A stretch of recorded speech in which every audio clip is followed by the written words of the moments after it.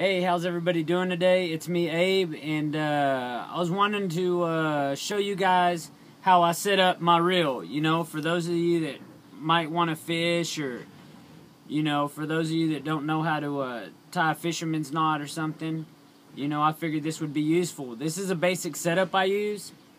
When I'm crappie fishing, when I'm fishing with a bobber. It's real simple. It's really good, effective way to set up your line. You're going to need a bobber stopper. Now you can get these, pretty much any place that sells fishing gear. Okay, all it is a piece of plastic with some string around it. And it's a little bead right here.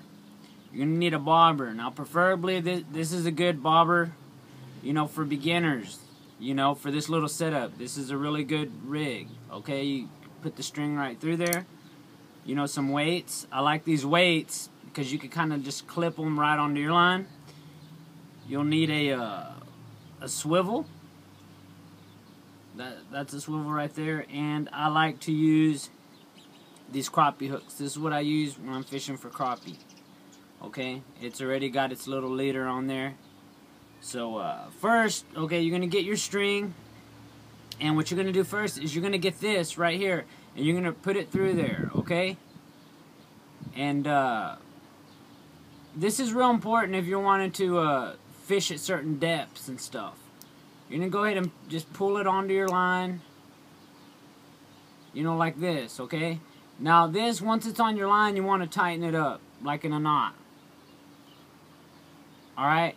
Now, this little knot, it serves its purpose, because what it does is it stops your bobber. Now, if you want to fish at like 1 foot, you could pull it up 1 foot, up to 15 feet or however deep you want to fish, A lot of people prefer to fish at bottom, you know what I mean?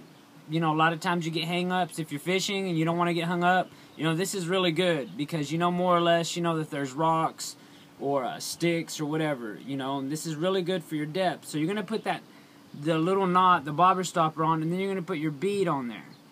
Now, that knot's going to stop this bead, and this bead is what's going to stop your bobber. So that's going to go on there as well, and then next you're going to put the bobber on. You're going to put this through. You can put your string through this bobber. If I can get it to go through there. String's kind of kinked up at the end.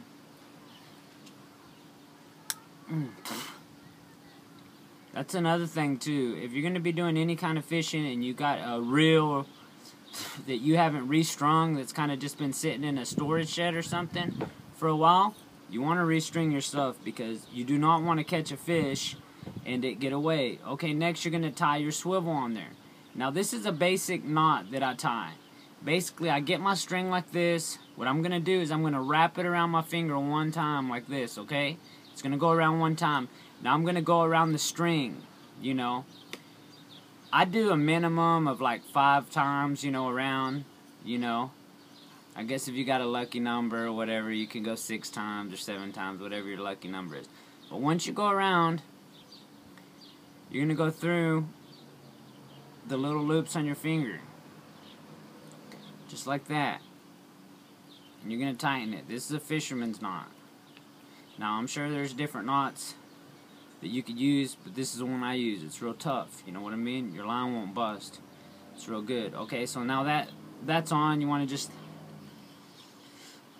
get your chompers, take the excess string off, make sure that's nice and tight, Go ahead and put your hook on there.